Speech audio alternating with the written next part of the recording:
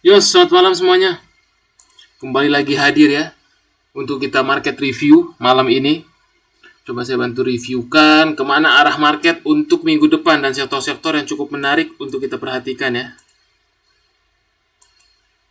Nah, di sini kalau kita lihat view ISG masih sesuai skenario ya. Karena kemarin ISG terlalu open gap up euforia dari banking ya.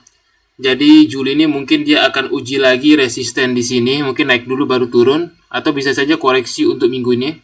Tapi kita harapkan naik aja dulu ya. Kemarin dia udah breakout MA20-nya dan terdekat dia akan ada di resist ini kembali ya. Di level area sekitar 7118 sampai 7149 untuk minggu depan. Kalau dia nggak berhasil mungkin dia konsolidasi dan akan ada momen nanti mungkin minggu kedua atau minggu ketiga Juli untuk nutup gap terlebih dahulu biar tidak ada utang gapnya ya. Tapi kita harapkan masih euforia dulu bankingnya karena kemarin di perdagangan akhir Juni itu memang rebalancing fund ya, makanya banking dinaikkan gitu. Ada inflow, semoga kita harapkan inflow ini terus berlanjut membuat market bergairah kembali. Itu untuk view-nya. So far sih masih oke saja untuk ISG karena dari 2021 juga memang konsolidasinya begini aja ya gitu. Jadi kita nikmatin aja pergerakannya ya. Ini sih masih golden cross. Itu untuk view ISG. Nah, sedangkan kalau kita melihat view dari untuk sektor-sektor minggu depan yang cukup menarik itu masih di sektor infrastruktur, kemudian masih di sektor industri yang mau outperform. Sektor finance mulai agak berkurang ini weakening ya. Nggak tahu besok apakah kalau dia minggu depan itu balik lagi menguat, maka potensial dia akan balik arah lagi. Sebenarnya ke sektor kesehatan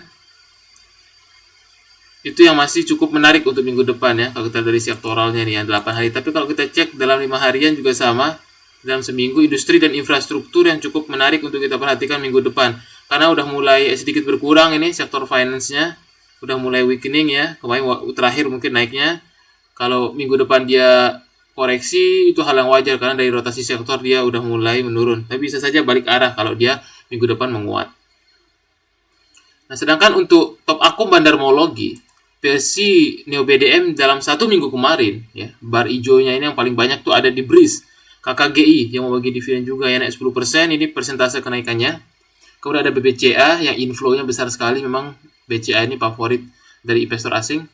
SMDR, kemudian ada Elsa, Silo, Tins, NCKL, TPIA, Java, Ultra Jaya, ESA, Pegas, TOTL, Maya, Cuan, Brand, Medco, dan FWCT. Sedangkan non-retail dalam satu minggu kemarin itu ada di Elsa, Sido muncul, BBCA, KKGI, TOTL, SMDR, BRIS, Cuan, Pegas, Indosat, ESA, Tins, Silo, TPIA, Medco, FWCT, Keleo, dan PV.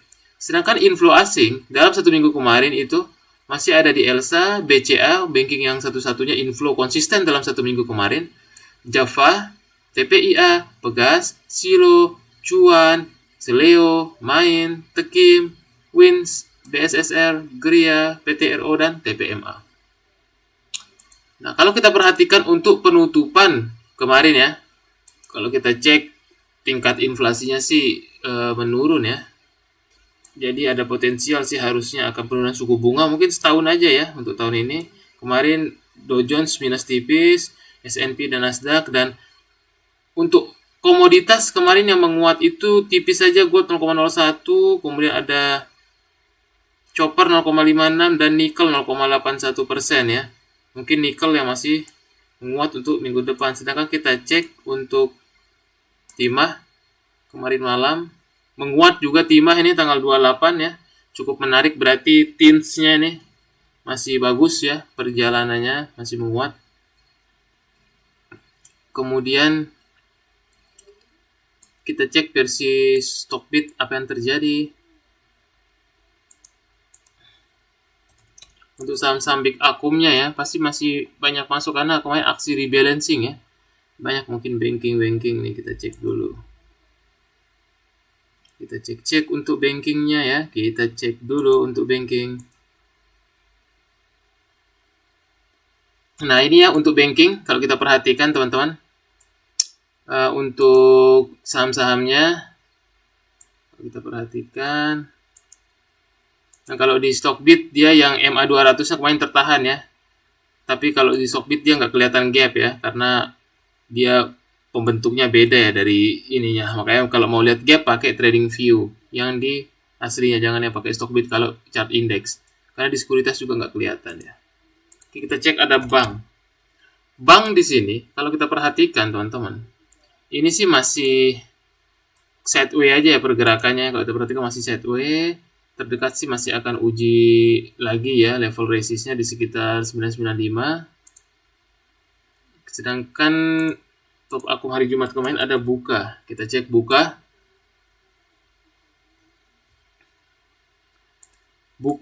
Buka kemarin berhasil ya 139, namun crucial poinnya ada di 142 ya. Kemarin big akum juga, ini memang masih menarik buka ini perjalanannya. 142 menjadi crucial point untuk buka nanti ya. Udah ada SMGR.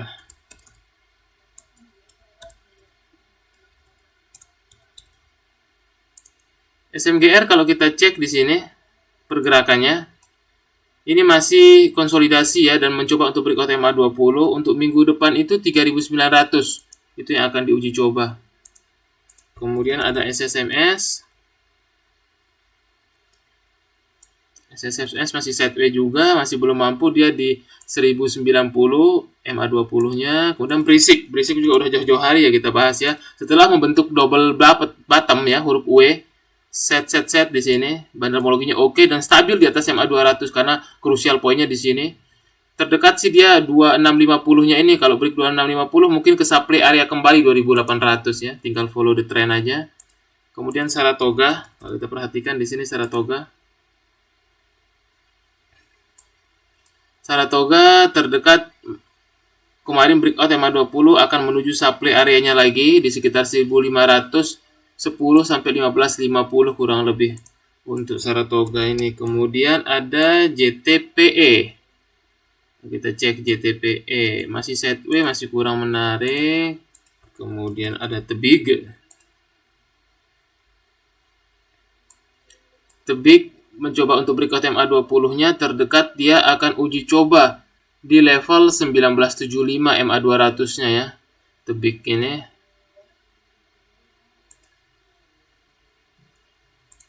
Kemudian TPIA. TPIA terdekat masih sama ya.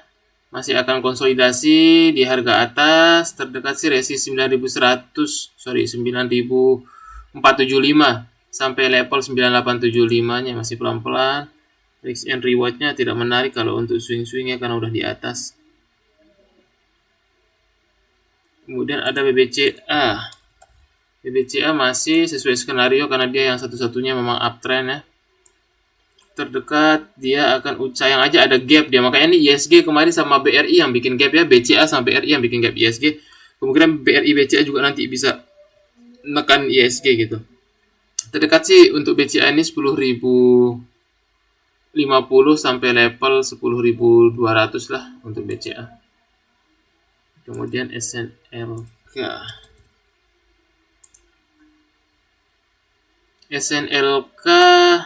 Repo ya, terdekat dia masih akan uji 680, volumenya seperti sisir. Kemudian ada BMRI juga udah stabil ya di atas MA 20-nya, namun tantangannya masih di sini MA 200 yang kemarin belum berhasil di breakout 6350 untuk BMRI. Kemudian ada Wismilak ya, Wismilak kemarin V-Serve ini luar biasa nih. Tapi dia mungkin koreksi dulu, kemarin bentukan candle-nya candle penurunan, dia udah di supply area juga di 1312 resistennya. Kemudian ada Inco juga cukup menarik ya.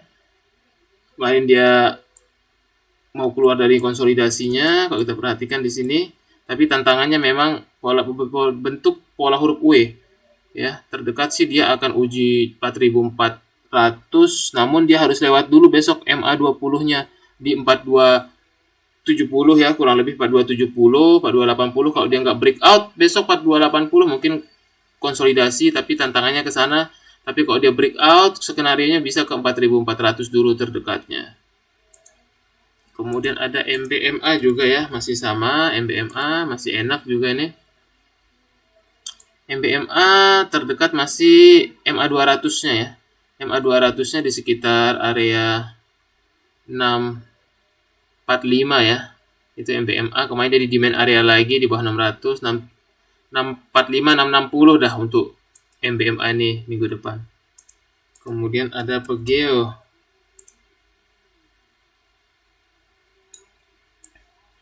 Pegeo terdekat akan uji coba level resist di 1290-nya. Tapi sebelum ke sana, ini area resist 1250-nya MA200 yang menjadi crucial point-nya. Itu untuk Pegeo. Kemudian ada BRMS ya. Kalau kita perhatikan BRMS terdekat dia akan uji coba di 150 lagi untuk resist kemarin yang belum berhasil ditembus. Itu untuk BRMS, tapi so far masih big akum juga ya, masih pelan-pelan.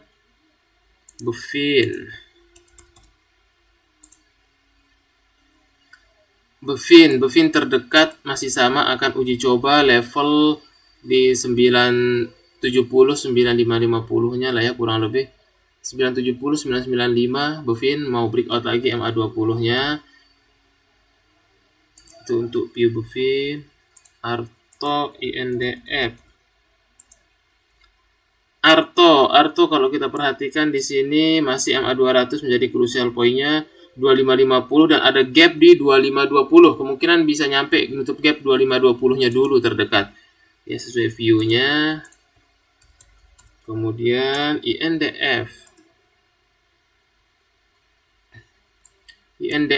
masih level resist sekitar 6250 yang menjadi crucial point pentingnya. Masih konsolidasi juga. Dan Sido juga masih follow the trend, masih on track ya. Sido muncul terdekat sih level 800 yang akan diuji coba.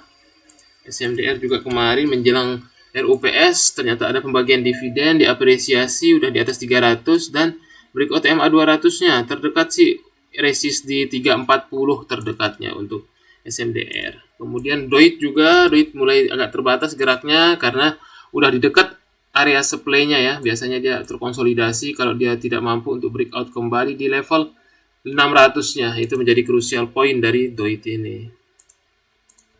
Kemudian Aces tidak jauh beda. Konsolidasi juga setelah bagi dividen tuh masih chartnya ya. Level 860 menjadi crucial point-nya. Kemudian ada Akra masih santai aja pergerakannya, terdekat sih 1695 lagi untuk area resistnya ya. Itu untuk Akra sendiri.